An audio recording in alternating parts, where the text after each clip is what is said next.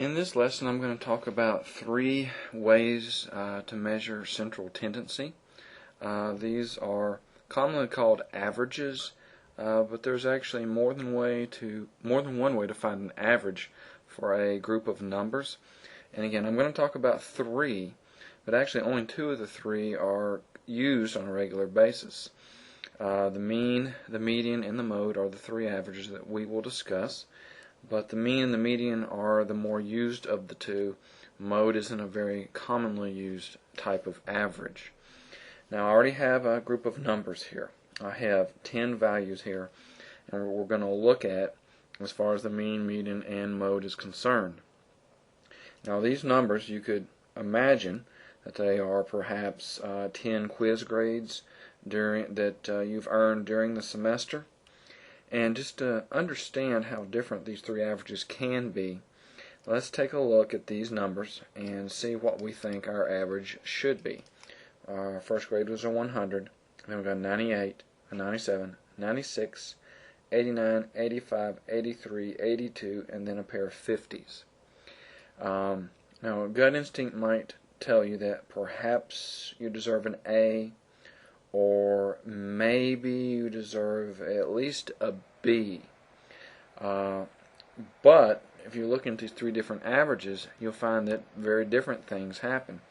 For example, we can immediately look at this data set and say that our mode comes out to be a 50. And the reason the mode turns out to be a 50 is because mode is simply the value that occurred the most often. So the mode is 50 because 50 is the only thing that occurred more than one time. Alright, so mode is most commonly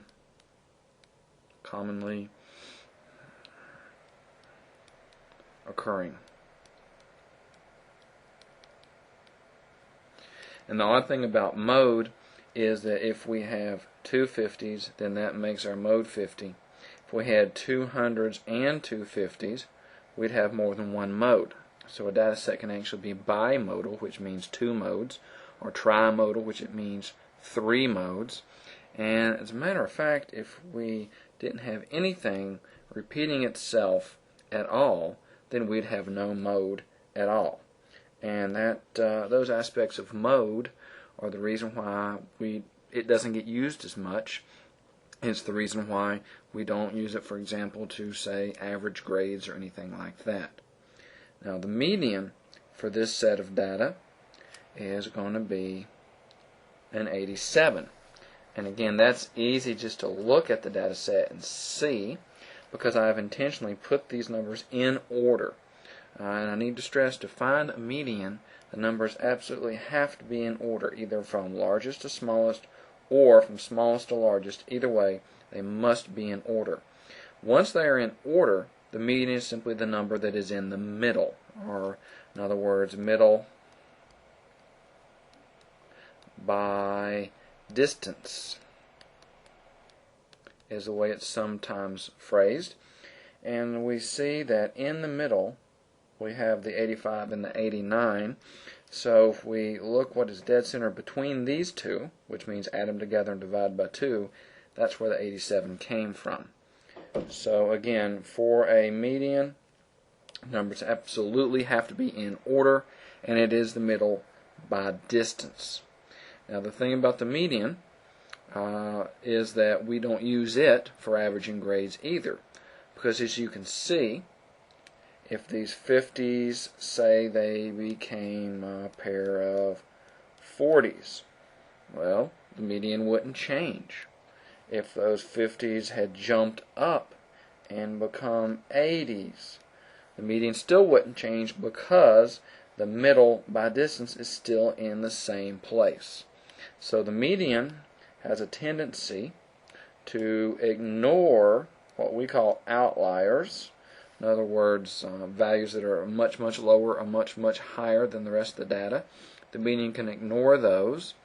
And you would expect with your grades, for example, if your 50s, if you were to improve those grades to 80s, you would expect that your average would go up, If the 50s drop to 40s or 30s, you would expect the average to go down, but with a median, they won't do that. So median has its uses, but not for averaging grades or anything like that. The average that we use when we average grades is the mean average. Now this set of numbers isn't so easy just to look at and observe the mean like I did with these other two averages. So we'll go to the calculator to let it help us with the mean. Now if you hit Stat and you go into Edit, you can type those values in, and I've already done that. As you can see, the list is there, and I'll scroll down the list, and you can see that I've got all 10 values already in place. So I'll hit the Stat button again. We'll go over 1 to Calculations. We'll hit 1 for one variable Stats, and then I'm going to hit Second,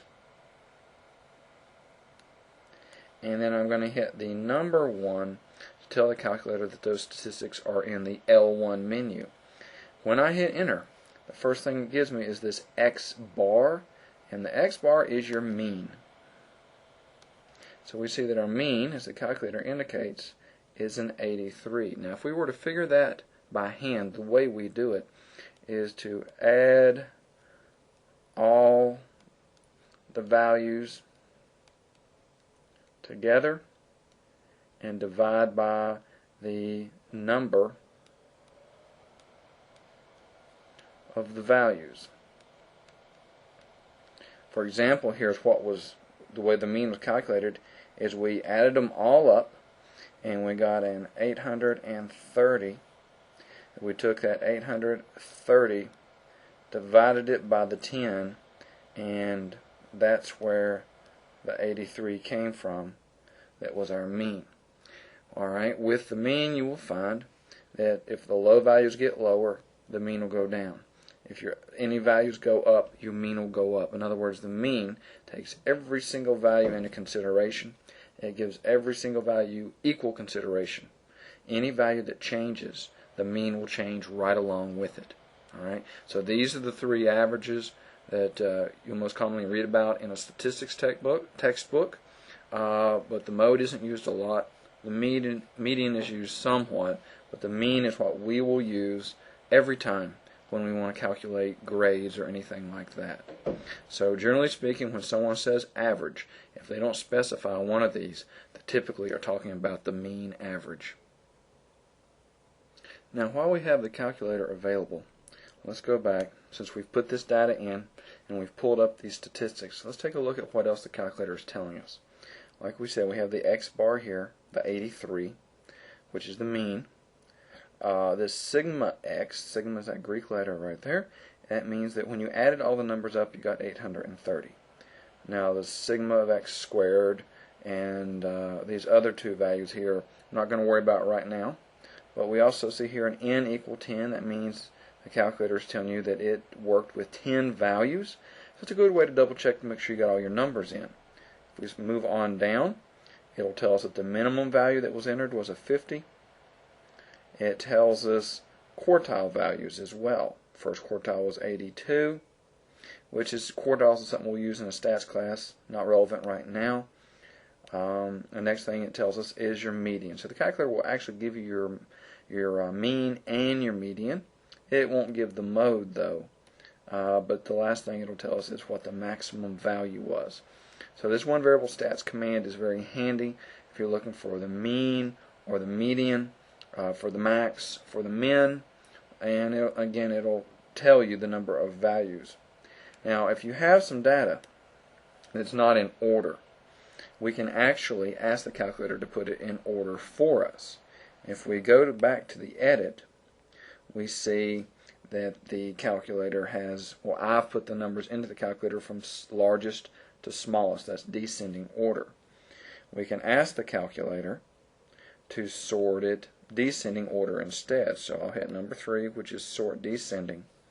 Second function, number 1, close the parentheses, hit enter. It tells you that it's done it.